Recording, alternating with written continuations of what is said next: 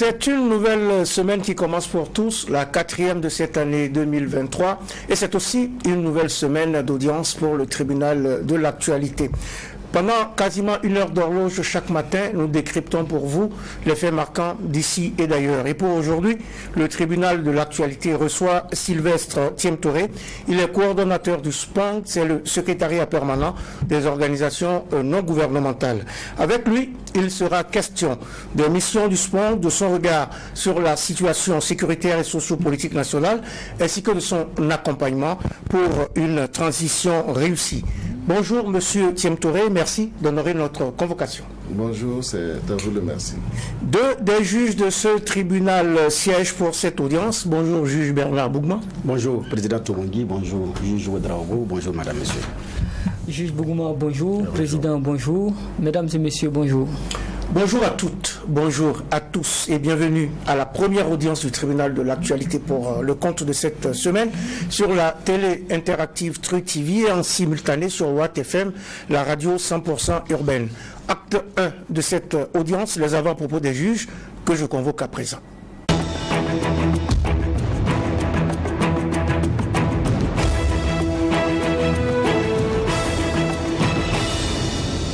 C'est la séquence avant-propos des juges, séquence prisée des juges, mais également de vous autres, auditeurs et téléspectateurs. On commence par le juge Bernard Bougouma.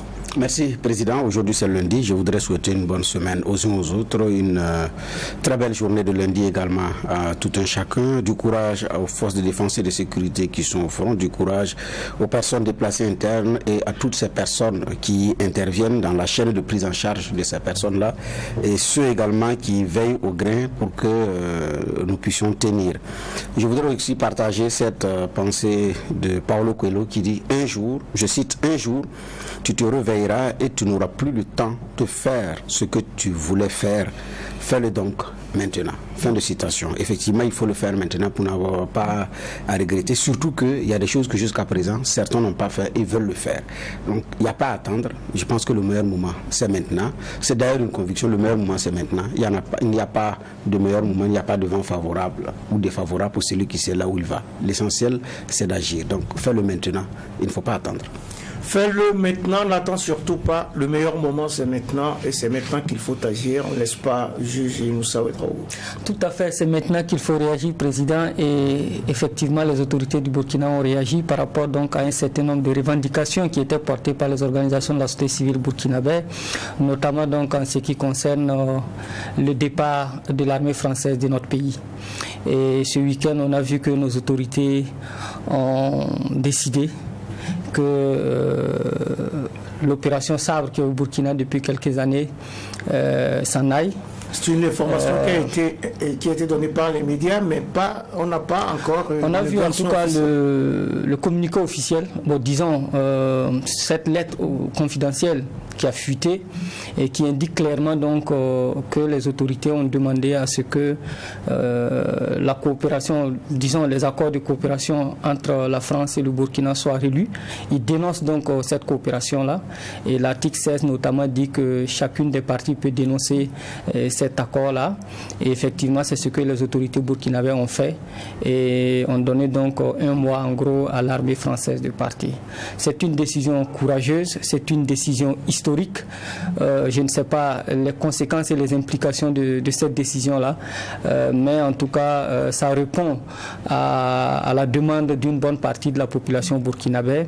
En 1958, le général de Gaulle disait à Sékou Touré, quand il réclamait l'indépendance, vous voulez l'indépendance, prenez-la avec toutes les conséquences qui vont avec.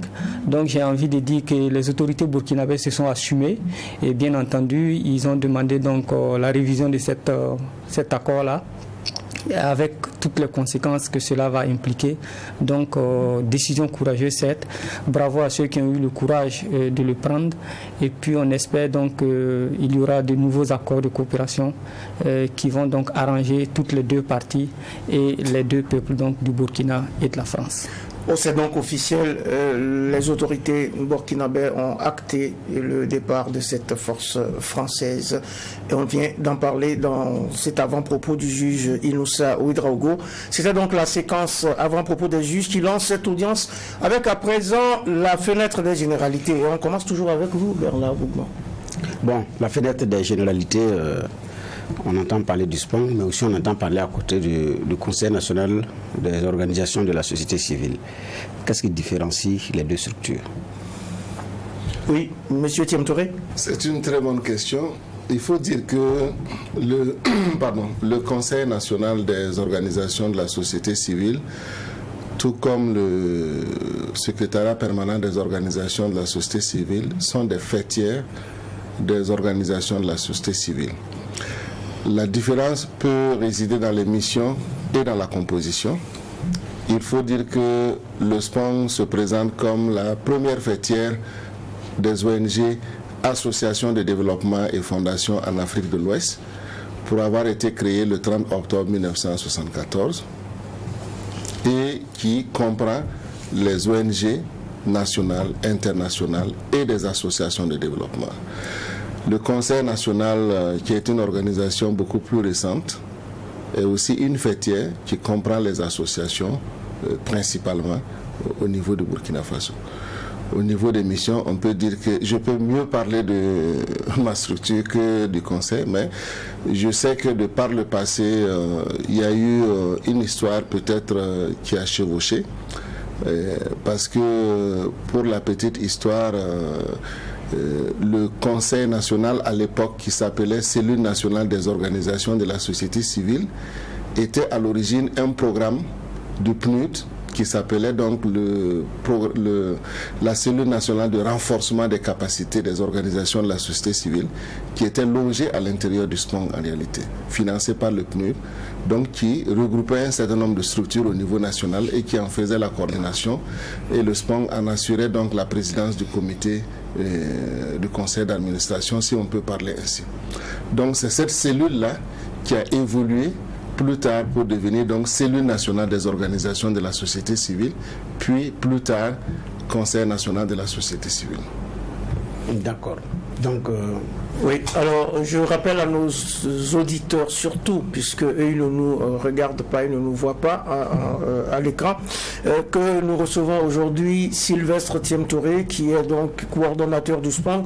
Le SPAN, c'est le secrétariat permanent des organisations non gouvernementales, et c'est une structure qui regroupe 259 associations, fondations et ONG qui œuvrent dans les domaines de l'éducation, de la production agro-silvo-pastorale, de l'eau et de l'assainissement, mais également de l'emploi, des infrastructures, etc. Juge Inoussa Ouedraogo, question de généralité.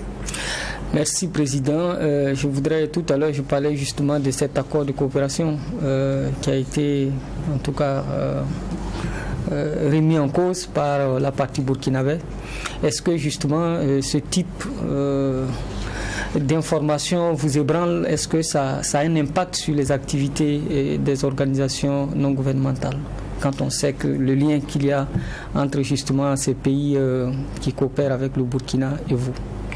Bon, sous réserve que l'information soit confirmée, comme vous le dites, parce que nous n'avons pas actuellement les sources dont vous disposez, on va peut-être émettre des hypothèses que l'information est confirmée. Et si c'est le cas, on peut dire que c'est peut-être un retour à des faits historiques. Vous savez que depuis la création de l'armée burkinabé sous le règne du président Maurice Mbego, l'État voltaïque à l'époque avait déjà fait le choix d'avoir une armée nationale et de ne pas avoir donc des forces extérieures basées au niveau de notre pays. Donc pour nous, c'est un retour à une souveraineté peut-être jadis perdue que le Burkina réaffirme. Quant à l'impact que ça peut avoir, c'est d'abord au niveau des relations de coopération. Mais je pense qu'un départ des forces françaises au niveau du pays ne signifie pas la fin de la coopération avec la France ou avec d'autres pays, sauf que le pays veut prendre ses responsabilités, préfère avoir une armée nationale sur laquelle il compte, et ne pas peut-être reposer sa défense sur l'extérieur. Et pour nous, ça peut être vu comme un acte salutaire, parce que personne ne peut confier donc sa défense à l'extérieur. C'est mieux de se défendre soi-même, quitte à être accompagné par d'autres, que de confier sa défense à l'extérieur. C'est le commentaire que j'ai pu faire. Quant aux conséquences, le pays, comme vous l'aviez dit en citant le général de Gaulle jadis, en tirera lui-même les conséquences. Voilà. Donc c'est une relation de coopération nouvelle que le pays redéfinit, qui peut être saluée par tout Burkinabé patriote. Voilà. Et nous ne pouvons que rester sur ce commentaire. Restons donc sur ce commentaire, une nouvelle ère qui s'ouvre peut-être. En tout cas, il faut assumer ses choix avec responsabilité et avec esprit de suite.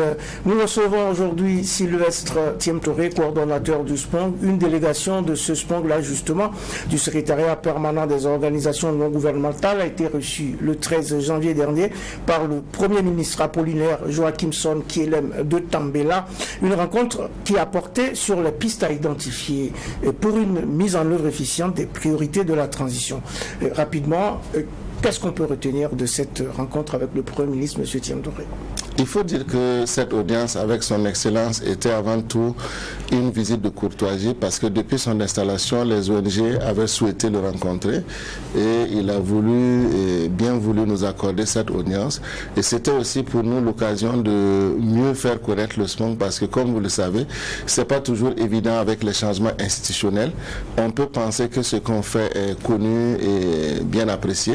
Et pour nous, c'était d'abord l'occasion de mieux nous présenter, montrer ce que nous faisons en termes d'accompagnement des politiques publiques du Burkina Faso, quel que soit le gouvernement qui arrive, les ONG, associations de développement et fondations accompagnent la politique publique. Ce n'est pas nous qui la définissons, nous participons certes à ces définitions, nous en faisons même le suivi et évaluation en tant que citoyens, mais c'était le lieu pour nous de rappeler que les ONG sont toujours aux côtés du gouvernement pour accompagner donc la mise en œuvre de ces politiques publiques.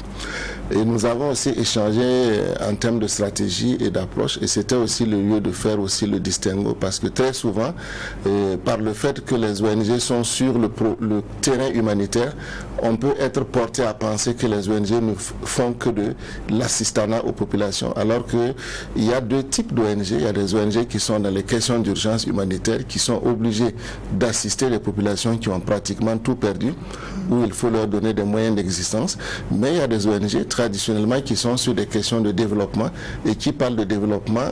On est en droite ligne avec la volonté du chef de l'État d'aller vers donc la promotion du développement endogène. Donc là, il ne s'agit pas de donner du poisson, mais d'apprendre à pêcher. Et nous avons échangé, on a trouvé qu'on avait des points de vue convergents en matière donc d'approche de développement avec son Excellence. Et le Premier ministre justement qui a indiqué que le développement du Burkina Faso ne peut venir que des Burkinabés eux-mêmes. Oui, Bernard Bougman. Oui, justement, le développement de Burkina ne peut venir que des Burkinabés. Vous parlez également de mesures endogènes, mais aussi les ONG, les associations reçoivent aussi beaucoup de financements extérieurs. Donc, en fait, avec la redéfinition des partenaires, est-ce qu'il n'est pas à craindre aussi que ces financements s'amenuisent pour certains de vos membres? Oui, c'est un risque parce que qui dit financement extérieur, ça peut provenir de plusieurs sources et c'est peut-être le lieu pour moi de clarifier parce que très souvent quand on parle de financement extérieur, les gens ne savent pas comment les ONG sont en réalité financées.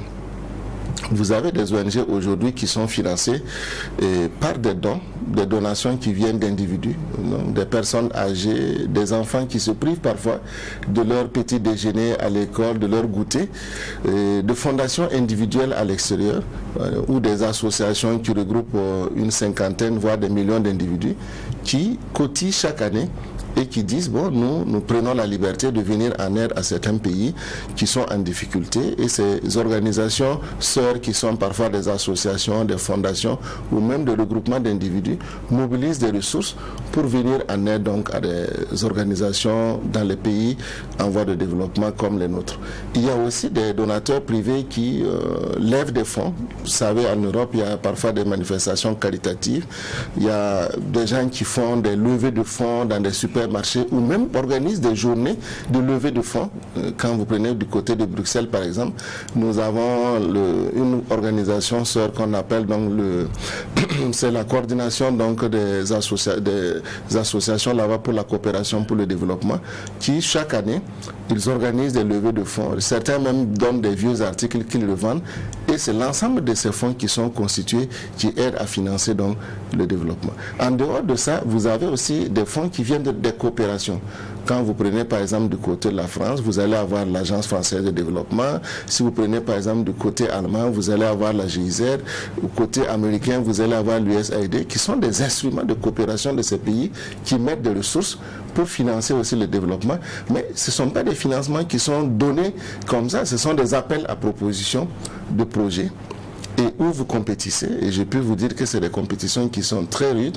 Par moment, vous pouvez candidater à une dizaine, voire une vingtaine de projets et ne réussir qu'un seul projet. Et sur ces financements aussi, vous devez afficher ce qu'on appelle des cofinancements quand ces subventions ne sont pas à 100%.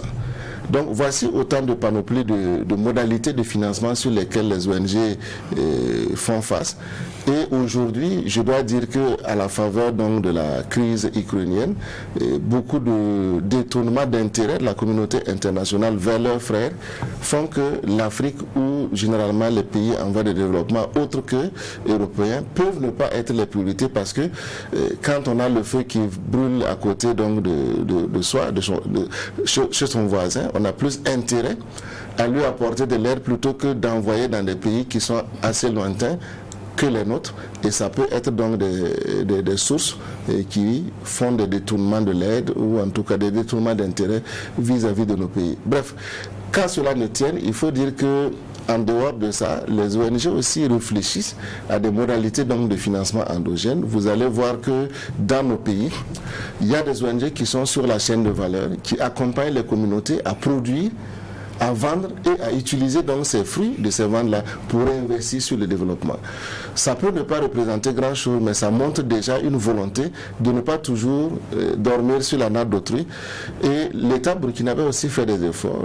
C'est pas beaucoup, mais c'est aussi une volonté de l'État en facilitant un certain nombre de mécanismes, en transférant certaines activités aux ONG pour leur permettre d'avoir aussi des ressources pour travailler. Mais ce n'est pas aussi conséquent comme ce qui se passe en Occident, car comme vous le savez, les autres ONG qui viennent de l'extérieur, certains sont en majorité donc financés aussi par leur État. C'est vrai que d'autres affirment leur souveraineté sur des fonds, des fondations ou des mécènes qui donnent sans pour autant passer donc par le financement étatique. Alors voici un peu la panoplie et les modalités globales de financement des ONG. Alors sur les grèves qui sont souvent émis à l'encontre des ONG, c'est de recevoir aussi de l'argent. C'est comme nos États, vous recevez de l'argent, mais on vous impose la condition d'utilisation, vous faites dans tel domaine, ou bien vous intégrez telle réalité, telle vision du monde de la chose dans vos valeurs pour qu'on puisse vous donner l'argent. Voilà. Qu'en est-il au niveau du SPONG? Est-ce que les ONG sont influencées par les donateurs par rapport à des pistes données? On dit, on vous donne l'argent, mais c'est comme ça qu'il faut l'utiliser. C'est dans tel domaine. Je pense que pour bien comprendre ce mécanisme, il faut d'abord se situer au niveau des politiques publiques de développement. Vous savez que les ONG au Burkina Faso, tout comme partout ailleurs, ce n'est pas elles qui définissent les priorités des pays. Si vous prenez par exemple le cas de Burkina Faso, le référentiel national de développement, avant qu'on ne soit dans le régime de transition, c'est le PNDS. Alors, si vous prenez, et après nous sommes allés au référentiel national de développement, et ce référentiel national de développement est défini par les institutions de la République qui disent, voici pour les 5 prochaines années, les domaines de priorité sur lesquels nous souhaiterons y aller. Une fois que ces priorités sont définies, les bailleurs de fonds définissent ce qu'on appelle des stratégies pays, d'appui pays. Et ces stratégies d'appui pays sont censées donc s'appuyer sur les grandes orientations que l'État lui-même a définies. Bien entendu, il peut arriver que certains partenaires arrivent avec leurs ressources et disent qu'ils souhaitent aller dans tel ou tel domaine. Mais à partir du moment où il y a déjà un cadre économique global qui est déjà défini, c'est difficile aujourd'hui, au regard d'un certain nombre de principes auxquels les bailleurs de fonds eux-mêmes ont librement souscrit, qu'on appelle par exemple les principes d'alignement qui sont contenus dans la déclaration de Paris sur l'efficacité de l'aide publique, donc depuis 2005. Les bailleurs de fonds aussi sont astreints à un certain nombre d'obligations, notamment respecter le leadership du pays, s'aligner aux priorités nationales. Voilà. C'est ce qui est dit dans les papiers très souvent, mais vous savez que très souvent la main qui donne est toujours au-dessus de celle qui reçoit. Il arrive que, fort de certains principes ou de certaines valeurs auxquelles les partenaires adhèrent, ils peuvent par exemple mettre des clauses exceptionnelles ou des clauses spécifiques en disant nous avons des ressources, mais nous voudrions que les droits humains, certains aspects soient respectés.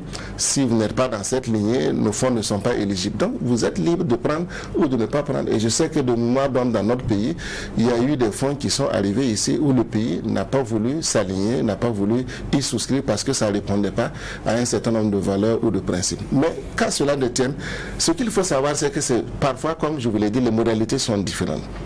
Quand par exemple un bailleur de fonds lance un appel à projet, mais vous êtes libre de postuler ou de ne pas postuler. Une fois que vous postulez, vous êtes obligé de respecter les conditionnalités qui y sont contenues. Mais si vous ne les respectez pas ou ne les remplissez pas, vous ne serez pas du tout éligible. Mais les pays sont libres d'accepter ou de ne pas accepter. C'est comme si quelqu'un venait vous faire un don aujourd'hui, il vient vous donner un boubou alors que vous aimez peut-être un costume. Bon, c'est à vous de voir si vous allez troquer votre joli boubou pour un costume ou votre voisin va prendre le vôtre, ainsi de suite. Donc, je pense qu'il appartient à chaque pays de façon souveraine d'accepter ou de ne pas accepter, parce que l'histoire qui consiste à dire on nous oblige, voilà, personne n'est obligé d'accepter le don. Donc, voilà. Mais vous acceptez en connaissance de cause, et les pays, comme je vous l'ai dit, ont des mécanismes à l'intérieur qui peuvent contenir cela.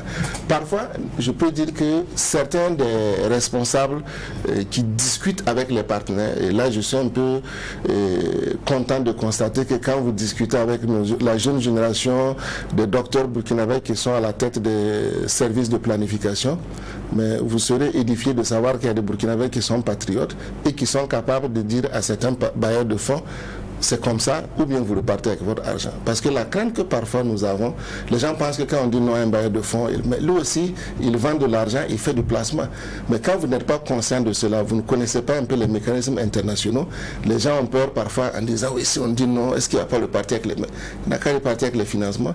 Si on nous donne une aide qui ne nous aide pas à sortir de l'aide, ce n'est pas la peine donc de nous engluer dans ça. Mais il faut avoir des dirigeants et des décideurs qui sont capables de discuter d'homme à homme avec les partenaires. Et je peux vous assurer que de plus en plus, si vous discutez avec nos jeunes techniciens qui sont au devant, moi en tout cas je suis fier parfois de certaines décisions qu'ils prennent. Je me demande même s'ils ne sont pas parfois plus société civile que responsables étatiques. Alors il faut avoir des responsables qui discutent fièrement pour nous aider, pour amener l'aide, à nous faire passer de l'aide, c'est bien cela. Ouais. Nous recevons donc Sylvestre Thiemtoré, coordonnateur du SPONG, à cette audience du tribunal de l'actualité. C'est la première audience de la semaine. Je vois que le juge Bernard Bougma veut encore intervenir, mais laissons d'abord la parole au juge Inoussa Ouedraogo. Merci Président. C'est vrai, M. Thiemtoré a dit que la main qui donne est toujours au-dessus. Et très souvent, nous avons entendu dire justement qu'on nous impose des choses, mais là, en vous écoutant, on voit clairement que certains refusent. Mais au-delà de ça, pendant des années, pendant des décennies, plusieurs milliards ont été déversés sur nos pays à travers donc ces ONG-là. Mais on se rend compte malheureusement sur le terrain, à beaucoup d'égards en tout cas, que la pauvreté ne fait qu'avancer. Est-ce que vous avez le sentiment par moment de ne pas faire le travail pour lequel en tout cas ces ONG-là prétendent être là? D'autant plus que vous dites que ce sont des gens aussi qui vendent de l'argent, qui font des placements. Qu'est-ce qu'ils gagnent en retour en définitive? Bon, vous posez là une question assez délicate, c'est même la question de l'efficacité du développement ou des politiques publiques de développement. Comme je vous le disais tantôt, les ONG ne sont qu'une partie congrue des acteurs du développement. Nous accompagnons les politiques publiques de développement c'est pas la responsabilité du développement du pays n'incombe pas aux ONG. Il ne faut pas se tromper donc de responsabilité. La responsabilité première de développer le pays incombe à l'État, au gouvernement. Nous ne sommes que des accompagnants, tout comme le secteur privé, les collectivités territoriales qui accompagnent le développement.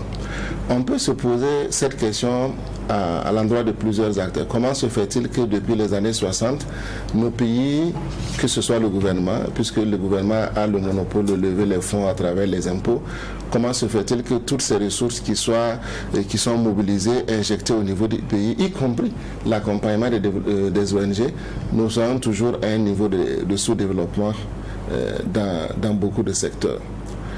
C'est une question de fond.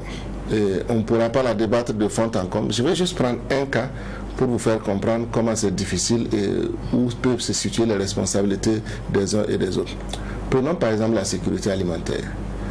Vous savez que quand le SPONG naissait dans les années 73, le pays était 74, le pays était frappé donc par une crise alimentaire c'est même à cette époque que des gens cherchaient même des feuilles pour manger. Aujourd'hui, peut-être il y a des feuilles, mais il n'y en avait même pas à cette époque. Des gens mangeaient des racines, renseignez-vous au niveau des villages. Et l'aide humanitaire est venue avec les ONG. Et à l'époque, déjà, les pères fondateurs de SPONG se sont dit que ce n'était pas pertinent de rester dans l'assistanat, mais il fallait plutôt s'inscrire dans une approche de développement. Parce que si on donne des vivres aux gens, c'est bien, ils vont sortir de la famine actuelle, mais comment vont-ils être résilients plus tard? C'est l'idée donc de faire les premières retenues d'eau, les premiers barrages, apprendre aux populations à faire du maraîchage et à compter sur elles-mêmes est partie de là. Donc déjà à cette période, dans les années 40, la question de faire le nexus entre l'urgence et l'humanitaire et le développement s'était déjà posée à cette époque. Mais 40 années après, ou presque 50 années après, on en est toujours en train à demander l'aide extérieure, l'aide alimentaire pour pouvoir s'en sortir. Pourquoi? C'est une question de choix politique et une question de volonté d'aller de l'avant. Voilà, parce que, comme je vous le dis, prenez par exemple, je vais vous donner quelques illustrations. Aujourd'hui, tout le monde crie qu'on achète le prix du pain, la farine, ça a monté. Mais est-ce que vous savez que la recherche burkinabé a des semences, par exemple, pour produire du blé? Mais on a la possibilité de produire du blé au Burkina. Mais pourquoi on ne produit pas du blé? Aujourd'hui, par exemple, vous savez que l'huile, ça coûte cher. Si vous demandez toujours... Je sens que vous allez nous dire pourquoi on ne produit pas le blé au Burkina. Mais c'est ça que je vous ai dit, c'est une question de volonté, de choix politique. Parce qu'il suffirait seulement qu'au niveau du ministère de l'Agriculture ou au niveau des plusieurs autorités, on fasse du blé une priorité. Nos chercheurs ont déjà la semence, on accompagne les producteurs et je vous dis, le Burkina est capable de produire suffisamment de blé pour sa propre consommation, voire en exporter. Prenez par exemple le coton. Tout le monde aime porter du faso d'Anfani, les beaux habits, mais est-ce que vous savez que par moment, les femmes n'ont même pas de fil pour pouvoir produire? Pourquoi? Parce que le coton ne nous appartient pas. C'est les sociétés, des banques étrangères qui financent la production du coton et qui ramènent le coton à l'extérieur. C'est ce qui va rester qu'on va prendre pour faire. Sinon, on aurait pu avoir suffisamment de l'huile de coton, de l'huile d'arachide pour avoir suffisamment pour notre consommation et en vente. Je peux vous citer les exemples à profusion, jusqu'en allant du beurre de qualité et autres. Et je termine par la pisciculture. Tout le monde aime manger du poisson d'eau douce. Actuellement, on est par exemple à un besoin de 200 000 tonnes de consommation de poisson. Le Burkina n'en produit que pratiquement 50 000. Vous prenez 150 000, c'est ce que nous importons de l'extérieur. Mais on a plus de 1000 retenues d'eau au Burkina. Les Chinois qui nous vendent le poisson là, c'est dans des étangs, c'est fait. Mais allez-y voir la direction qui s'occupe de la pêche. C'est peut-être avec des vieilles tables même que les gens sont assis. Donc, si vous n'avez pas une volonté, une vision politique, de vous en sortir par vous-même et de mettre les ressources qu'il faut. Si le Burkina décide aujourd'hui de produire des aliments de qualité, d'accompagner la pisciculture, peut-être dans 10 ans, le Burkina va être excédentaire en matière de poissons. Et c'est ça la réalité. Aujourd'hui, les ONG ont des formules qui marchent. Je peux vous citer, si vous allez au niveau de Yako, vous allez au niveau de Kaya, et même vous allez au niveau de Dori. Est-ce que vous savez qu'on produit de la pomme de terre au Sahel? Allez-y voir ce que l'Union fraternelle des croyants de Dori font. On a accompagné des producteurs rien qu'avec les boulis qui sont des retenues d'eau. Et jusqu'en février, les gens sont capables de produire les meilleures pommes de terre, des légumes. On peut en produire suffisamment au Sahel. Mais là, c'est quoi? C'est la maîtrise d'eau. Mais en Israël, il ne pleut qu'une ou deux fois l'année. Mais comment se fait-il que ces pays-là soient les premiers exportateurs d'agrumes et nous qui avons plus de 40 milliards de mètres cubes d'eau, on est toujours dans une... C'est une question de vision et de volonté politique. Si on veut, on peut. Mais encore faut-il que nous ayons les bonnes visions et qu'on mette les moyens qu'il faut dans les priorités qu'il faut. Donc les ONG face à cela participent certes à la définition des politiques publiques, mais n'ont pas le monopole de leur mise en œuvre. Il appartient au gouvernement de mettre les ressources et de veiller à ce que, une chose importante, les ressources qui sont allouées aillent là où elles doivent aller et servir vraiment aux actions de développement sur le terrain. Et je vous assure qu'on peut faire de ce Burkina Faso un endroit où il fait bon vivre et où on peut être autosuffisant sur beaucoup de plans. Il faut donc changer de paradigme du développement.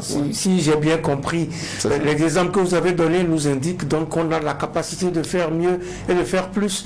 Et si on change notre façon de mener les politiques de développement, nous recevons Sylvestre Thiemtoré, coordonnateur du SPONG. Oui, Inoussa Ouedraogo. Oui, ce que M. Thiemtoré dit est intéressant et important, mais à côté de ça aussi, on voit des ONG qui pilulent nos villages, nos provinces, qui offrent des choses en fait qui ne sont pas des priorités pour la plupart des Burkinabés. Je prends un exemple concret, on voit des ONG qui arrivent dans des villages, qui distribuent des préservatifs, qui distribuent des moyens de contraception, etc. Alors que ces personnes-là ont à peine la possibilité de s'offrir 2 repas par jour. Est-ce qu'il n'y a pas un hiatus entre souvent ce que vous offrez sur le terrain et ce que les populations attendent réellement de vous? Oui, il peut y avoir par moment donc un hiatus ou peut-être dire un anachronisme entre l'action du moment et les besoins actuels. Vous savez que pourquoi les ONG en sont-elles arrivées à faire des actions de développement telles que la construction d'écoles, l'appui à la sécurité alimentaire? En réalité, ce n'est pas le rôle d'une ONG de construire des écoles. Mais quand vous arrivez dans une localité où vous voulez par exemple travailler sur la sensibilisation, sur la maîtrise des naissances, et les gens ont faim, est-ce que vous pensez que votre discours sera entendu quand quelqu'un n'a même pas mangé il y a 3 jours et vous venez lui montrer que c'est bon de maîtriser sa natalité, d'espacer les naissances? Vous allez vous rendre compte que le gars il n'a même pas bu, il ne s'est même pas lavé il y a 1 semaine. Ses priorités ne sont pas là-haut. D'où ce qui a amené les ONG à revoir et à repenser par moment leur action. On peut arriver peut-être pour sensibiliser les gens sur, par exemple, la nécessité de vacciner les enfants, mais on se rend compte que les gens ont faim, ils n'ont même pas encore à manger. Donc il faut peut-être, avant de parler de vaccination, leur donner d'abord une école parce que c'est ça leur priorité. Ils n'ont même pas l'école que l'État devrait leur donner, mais l'État lui-même est dispersé dans ses moyens limités. Donc l'ONG est obligée de voir ses partenaires pour aider à construire une école, ce qui n'était pas de son rôle. Son rôle c'était d'attirer l'attention pour que l'État construise des écoles. Mais comme vous savez, dans nos pays, tout est prioritaire et les moyens sont limités. Le gars il a faim.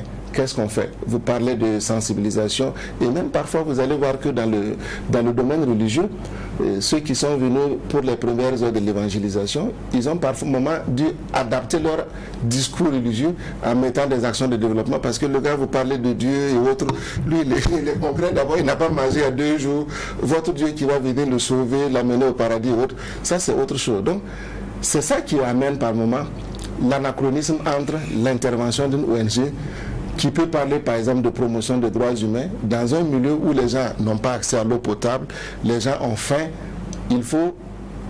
les populations vont dire mais c'est pas ça notre priorité. Et vous savez, dans beaucoup de localités, ce discours par exemple de certaines organisations qui y vont, elles vont se rendre compte que par rapport à ce que vous avez concocté comme action d'intervention depuis vos pays pour venir, vont se heurter à la réalité donc d'un écart entre les besoins réels des populations. Et c'est pourquoi aujourd'hui, nous en tant que secrétariat permanent des ONG et même nous inscrivant dans la dynamique de développement promue par le pays, on prône les approches participatives. Ne plus vraiment vouloir faire le bonheur de quelqu'un, agir pour quelqu'un sans lui et à son absence.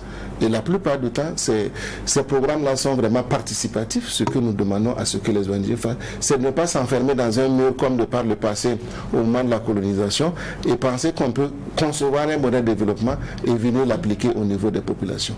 Sinon, ce que vous dites peut se constater lorsque par moment des gens amènent des solutions prêtes à porter et qui ne tiennent pas compte de la réalité du terrain. Mais tout est complémentaire en réalité. Ce que vous pensez être anachronique pour le moment Une fois que vous aurez satisfait aux besoins primaires, ça va se poser à un moment donné comme un besoin aussi essentiel. Parce que par exemple, la maîtrise de la natalité et d'autres facteurs, l'espacement des naissances peut avoir comme impact sur le développement. Dans un pays, si vous ne maîtrisez pas donc la natalité, si vous n'avez pas un bon espacement de naissance, si les gens ne font pas les enfants en fonction de leur capacité de les prendre en charge, vous allez courir tout le temps derrière le développement. Parce que vous avez construit une école aujourd'hui ici, demain vous revenez, la population a triplé, il faut encore rentrer dans un éternel recommencement, alors que les populations n'ont pas toujours les moyens d'y faire face. On ne dit pas d'interdire les naissances, mais d'accompagner les populations à avoir donc une natalité conséquente, face à laquelle elles peuvent vraiment se prendre en charge. Et c'est dans ce sens que le travail devrait se faire. Donc je conviens avec vous que quand quelqu'un a faim, et on vient lui parler donc d'espacement de naissance, d'utilisation des préservatifs, ça peut être pour lui-même une manière de le protéger contre certaines maladies vénériennes ou le protéger contre l'infection à VIH ou d'autres maladies qui peuvent l'emporter. Mais pour l'instant, l'intéressé étant axé sur ses besoins primaires de rester en vie, il ne voit pas ça comme une utilité. Donc c'est pour ça qu'il faut par moment, et c'est ça les approches participatives, il faut discuter avec les acteurs, identifier leurs priorités et élaborer donc les programmes avec eux pour que ça soit donc des réponses qui soient adaptées et des réponses qui soient durables. Il faut donc adapter la réponse à la situation. Juge Bernard Bougma. Oui, effectivement, il y a des pays en Afrique qui ont plafonné le financement extérieur des ONG. Qu'en est-il du Burkina Faso? Jusqu'à maintenant, je crois que nous sommes dans un des pays où je puis dire que la liberté d'association est en avance par rapport à d'autres, parce que comme vous le savez, on est dans un type de régime déclaratif. Ça veut dire que les associations au Burkina se créent librement.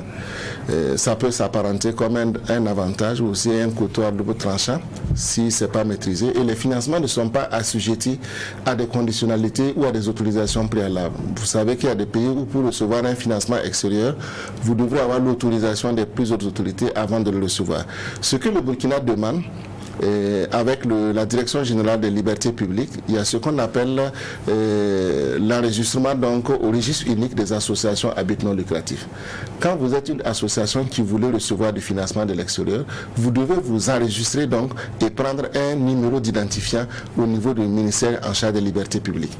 Et tout fonds que vous recevez ou que vous transférez à des tiers supérieurs ou égal à 500 000 francs, vous devez déclarer ça, sous peine d'être poursuivi pour blanchiment d'argent ou pour financement de terrorisme.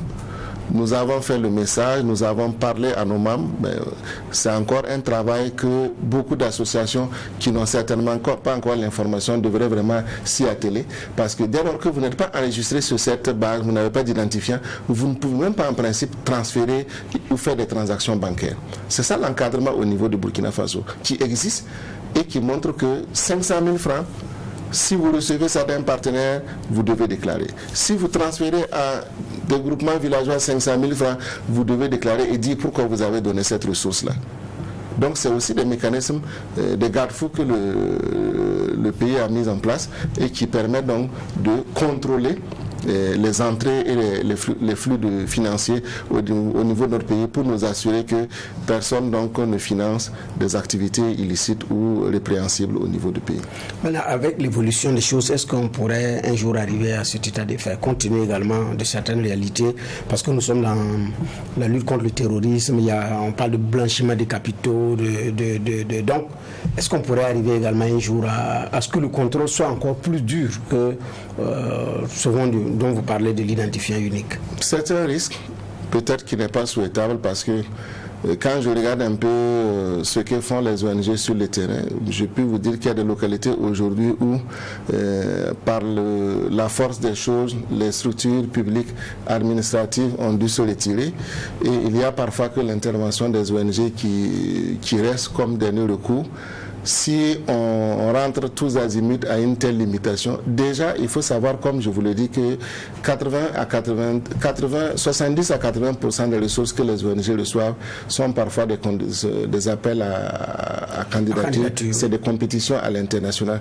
Si déjà votre pays vous met des garde-fous, mais on vous élimine déjà de la compétition, puisque vous-même, vous ne pouvez pas postuler d'abord. C'est des compétitions où vous n'êtes même pas sûr de gagner.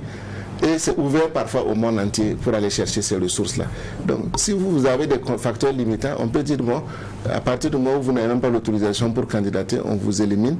Donc, c'est le pays qui peut perdre des ressources. Pour moi, il ne faut pas peut-être limiter pour limiter et poser ces conditionnalités à l'entrée. C'est plutôt à l'exercice qu'il faut se donner les moyens pour s'assurer que, puisque l'argent n'a pas passé par la banque pour entrer, on n'emporte pas de l'argent par des mallettes ou par des djembés pour entrer au niveau du pays. Voilà. Quand ça rentre, moi je pense que c'est à ce niveau que c'est important de s'assurer que ce qui est rentré va aller là où ça doit aller et ça va vraiment atteindre ses objectifs. Comme ça, ce contrôle a posteriori là peut être intéressant par rapport à l'arrivée, mais si vous le limitez au niveau a priori, vous pouvez peut-être faire perdre des ressources importantes au pays. Déjà que on est dans un monde très concurrentiel où c'est difficile d'avoir des ressources même pour les États, en n'en parlons pas pour les organisations de la société civile. C'est une réalité avec laquelle il faut compter. Nous sommes dans une période difficile, la période sécuritaire est difficile. On a également une crise socio-politique qui est en cours de résolution. Malgré cela, les ONG ont apporté une contribution appréciable au développement du Burkina. 237 établissements scolaires et 932 salles de classe ont été construits entre 2017 et 2021, c'est bien cela. Et 949 centres d'alphabétisation ont été ouverts. Il y a 43 027 apprenants qui ont bénéficié du programme d'alphabétisation mis en œuvre et 429 047 parrainages, 34 071 enseignants ont été formés, 2575 jeunes ont bénéficié d'une formation professionnelle. Ça, c'est juste sur le plan de l'éducation. Comment et dans quelle mesure donc cette situation générale, sécuritaire et sociopolitique impacte les activités des ONG et quelles sont les solutions que vous mettez en avant pour arriver à cette transition réussie dont vous parlez, M. Thiem Touré? Alors, il faut dire que la question sécuritaire que vit notre pays depuis pratiquement une sixième d'années est un facteur limitant pour le travail des ONG, d'abord en termes d'accessibilité à certaines zones où les populations elles-mêmes se sont déplacées. Donc on est obligé de suivre là où les populations sont. Fort heureusement, on a une grande partie des ONG qui sont déjà ancrées dans leur localité d'intervention, ce qui facilite donc le passage et la collaboration entre les internationaux d'une part et les nationaux qui sont toujours sur place. Mais avec une mobilité telle que nous connaissons de la population, ça ne facilite pas donc les actions. Parce que vous savez, certains projets ont été conçus pour certaines communes. Et quand la commune elle-même n'a plus de population, il faut renégocier avec le partenaire technique et financier pour qu'il accepte un transfert de ces ressources-là vers les nouvelles zones où ces populations se sont déplacées. Donc ça demande une flexibilité et un management adaptatif que nous avons dû négocier avec les partenaires qui nous ont compris et qui accompagnent, qui acceptent. Ça entraîne parfois aussi des surcoûts. Parce que ce qui était prévu peut-être à Dori, si vous le déplacez à Wayouya, voilà, il faut revoir un peu les modes de calcul et autres aspects. Par moment, ça change les coûts, les cibles changent et ça demande des adaptations nécessaires. L'autre contrainte majeure aussi, c'est que pour certains partenaires techniques et financiers, à partir du moment où ils ne peuvent plus accéder eux-mêmes dans la zone pour faire le suivi et s'assurer que leurs ressources sont bien utilisées, ils préfèrent attendre ou suspendre le partenariat en attendant donc que si un jour ce suivi contrôle peut être fait par leur service, ils le prennent le partenaire. Donc c'est vraiment dommage quand ça arrive à ce niveau parce que nous trouvons que c'est au moment où les populations ont le plus besoin, voilà, qu'il faut continuer l'appui et non pas le suspendre. Vous savez que pour certains partenaires techniques et financiers, quand vous rentrez dans un régime qui n'est pas démocratique de leur point de vue, comme du côté par exemple des Américains et autres, certains projets sont arrêtés du côté de l'État et ça peut impacter par ricochet, voilà, même si du côté de la société civile, au niveau de l'USAID, certains appuis sont toujours nécessaires. Donc bref, l'un dans l'autre, cette situation sécuritaire affecte de facto la capacité donc de mobilisation. Ça demande un réaménagement et le grand impact, c'est que nos ONG n'étaient pas préparées pour les réponses humanitaires. La plupart des ONG, associations que nous avions étaient sur des questions de développement. Donc, qui dit développement dit travail donc, sur la résilience des populations. Et là, on est obligé à la fois de travailler d'abord sur l'urgence parce qu'on a des populations qui ont été parfois dépourvues de tout et qui ont besoin d'assistance humanitaire, et nos ONG parfois qui sont là avec des moyens pour faire du développement. Donc le partenaire peut dire mon argent n'était pas pour faire du développement. Voilà. Nous, on n'est pas dans l'humanitaire, donc il faut que quelqu'un intervienne d'abord dans l'humanitaire pour sauver d'abord la personne avant qu'on ne puisse un jour parler du développement. Donc du coup, on a dû retravailler à ce que les ONG qui étaient dans le développement puissent apprendre aussi à faire de l'humanitaire. Et du coup, par moment, ces ONG-là n'ont pas les moyens pour agir sur le terrain et font face à la réalité. Vous savez que pour la réponse humanitaire dans notre pays en 2022, sur presque 805 millions qui sont attendus, on n'a pu mobiliser que 305. C'est-à-dire qu'il y a plus de 50 à 60% de besoin de financement qui n'est toujours pas mobilisé. Donc ça veut dire qu'il y a des populations qui sont là, voilà, qu'il faut assister, à qui il faut redonner des moyens d'existence, mais les associations qui sont sur le terrain n'ont pas les moyens pour le faire. C'est ça aussi la triste réalité que les gens ne comprennent pas.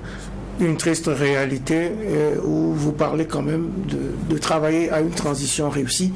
Je donne la parole une fois chacun son tour aux deux juges de cette audience. Donc on commence par vous, Bernard Bougma.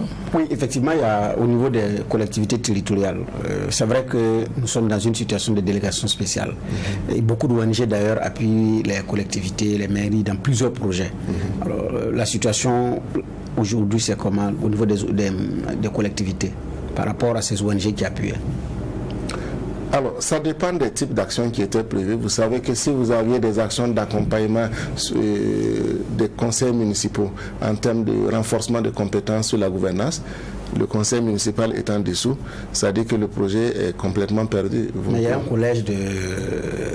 Oui. La délégation spéciale a quand même un collège qui est là, mais il faut encore que le partenaire accepte que cet argent soit, puisqu'on se dit que c'est des gens qui sont là de façon transitoire. Oui. Bon, si on les forme, c'est pour quelque temps, ils vont partir, alors que les autres étaient censés faire minimum 5 ans. C'est ça. Voilà, donc c'est des négociations qui sont faites, et certains partenaires disent, bon, à partir du moment où c'est des gens qui vont assurer la transition, il mieux vaut les accompagner pour qu'ils aient aussi les compétences à pouvoir jouer leur rôle. N'oublions pas que aussi dans le texte, le décret qui prévoit la mise en place des délégations spéciales, il y a aussi des parts qui sont dévolues aux associations et aux ONG pour en faire partie, pour accompagner justement ces délégations-là à pouvoir jouer leur rôle. Donc, il n'y a pas toutes les actions qui sont perdues, parce que si c'est des actions à l'endroit des populations, l'absence de conseil municipal comme instrument démocratique d'antan ne devrait pas empêcher donc la poursuite des activités au niveau de la commune. Donc on a dû réadapter, certains ont suspendu à un moment donné l'histoire de voir clair et pouvoir continuer. Voilà. Mais il faut dire que si dans un futur proche, on ne retourne pas à une situation normale, ces actions qui sont prévues là, si elles s'achèvent, les gens vont devoir observer et attendre donc que le pays revienne à un ordre constitutionnel normal avant de pouvoir accompagner de nouvelles collectivités. C'est ça un peu la difficulté dans laquelle nous trouvons. Et comme je vous l'ai dit, pour certains partenaires, au départ, ils avaient suspendu. Je pense qu'au niveau du SPONG, nous avons dû rencontrer des partenaires comme l'Union européenne, nous avons rencontré même la Banque mondiale pour plaider et dire que c'est maintenant que le pays a besoin d'accompagnement. Voilà. Si vous restez dans des rigorismes en disant, bon, voilà, c'est une transition, nous ne travaillons pas avec des transitions, mais derrière les transitions, il y a des populations qui vont en pâtir. Donc, il faut plutôt soutenir toujours le pays pour que les populations n'en pâtissent pas. Donc, c'est aussi de la diplomatie non gouvernementale que les ONG font à l'intérieur comme à l'extérieur pour demander à ce qu'on puisse accompagner les populations, parce qu'une suspension brusque dans un contexte marqué par l'insécurité peut davantage fragiliser le pays. Mais par moment, on n'a pas toute la connaissance et la plénitude de cette diplomatie non gouvernementale que nous faisons. Ailleurs, quand vous prenez des pays comme le Niger, les ONG et autres, ils ont des passeports diplomatiques. et ils voyagent au Burkina. Il n'y a qu'au Burkina où les ONG sont réduits à leur simple expression. Voilà. Ailleurs, les gens, ils sont des VIP. Bon.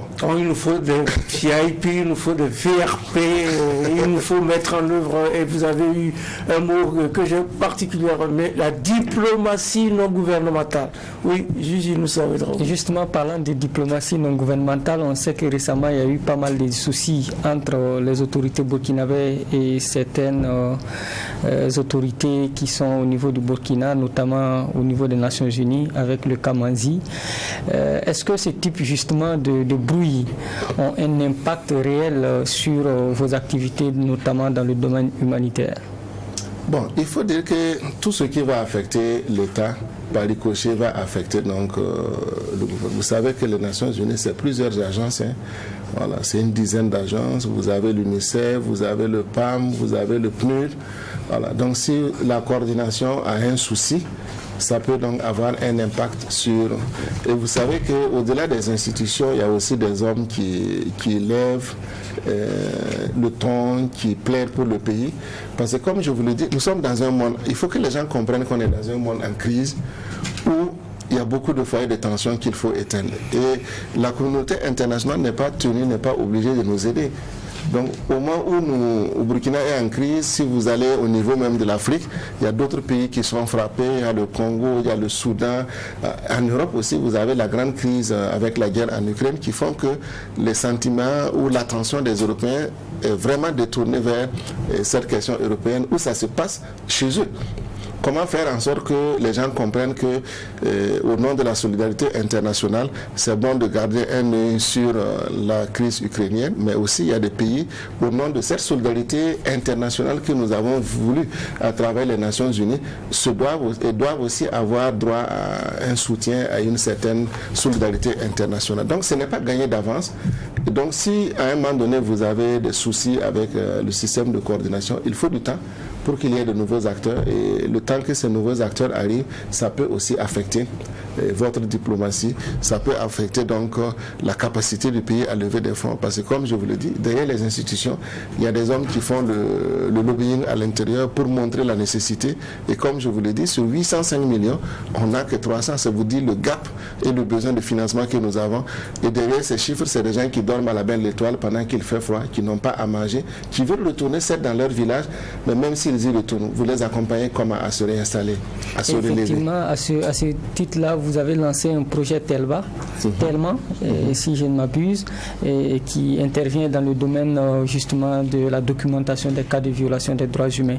Est-ce que vous pouvez nous en dire en quelques mots rapidement où nous en sommes aujourd'hui avec les violations des droits humains dans ce contexte? Alors, ce projet, cette initiative Telma fait partie de une intervention de Spong Burkina, soutenue donc par Danida, le Danemark, qui vise donc à l'intérieur donc de 13 régions à mettre donc des types d'observatoires qui permettent donc aux communautés, avec l'appui des ONG, à pouvoir faire la veille sur les cas de violation des droits humains. Nous sommes au début du projet, donc le diagnostic est en train d'être fait sur le terrain. Nous attendons les résultats pour capitaliser, et sur cette base maintenant, nous allons utiliser la plateforme Telma pour pouvoir donc dialoguer, interpeller les autorités au niveau local.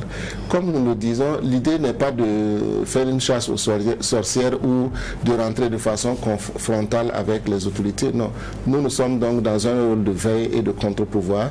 C'est ça le rôle de la société civile. La société civile n'est pas contre le pouvoir, mais c'est un instrument de contre-pouvoir qui est là pour éviter qu'il y ait une dérive, une hégémonie au niveau de l'État qui prime les populations sur leurs droits. Donc, une fois que nous allons constater ces cas de violation, une discussion basée sur les évidences va être faite avec les autorités au niveau décentralisé. Et si nécessaire il y a, nous remonterons au niveau national pour discuter. L'idée, c'est toujours d'accompagner le gouvernement à respecter lui-même les engagements auxquels il a librement souscrit. Parce que personne n'a contraint le gouvernement à signer ou à ratifier des conventions sur le respect des droits humains. C'est le gouvernement lui-même qui les a ratifiés. Donc, quand on prend des engagements, on les respecte. On prend des engagements et puis on les respecte. On dit le SPONG qui pèse 259 associations, fondations et ONG et qui s'inscrit dans une dynamique de transition réussie et apaisée à travers plusieurs actions. La mise en place d'un comité ad hoc pour faire le plaidoyer en faveur d'une accélération de l'accès des populations aux services sociaux de base, l'accélération du développement inclusif avec une prise en compte des personnes déplacées internes, des femmes et des jeunes, et aussi la mobilisation de plus de ressources au niveau interne, pour ne citer que ces actions-là. C'est la fin de cette audience du tribunal de l'actualité, la toute première de cette semaine, qui a évoqué la vision et les actions du SPONG pour une transition réussie au Burkina avec Sylvestre Thiemtoré. Il est coordonnateur du SPONG, c'est le secrétariat permanent des organisations non gouvernementales. Merci, Monsieur Thiemtoré, d'avoir honoré notre convocation. C'est à vous le merci, avec vos teigneux juges. Merci beaucoup. Alors, les juges ont dit que vous êtes teigneux. Merci Bernard Bougman. Merci. Merci Inoussa Ouedraogo et merci aux équipes techniques de réalisation ainsi qu'à vous tous, auditeurs et auditrices de Watt FM, téléspectateurs et téléspectatrices de Tri TV, pour votre attention et pour votre fidélité. Notez bien que Je voudrais n'a jamais rien fait. J'essaierai à faire de grandes choses, mais je veux à faire des miracles. Le tribunal de l'actualité revient demain, même heure, mêmes antennes, avec un maillet toujours aussi juste, incisif et sans complaisance.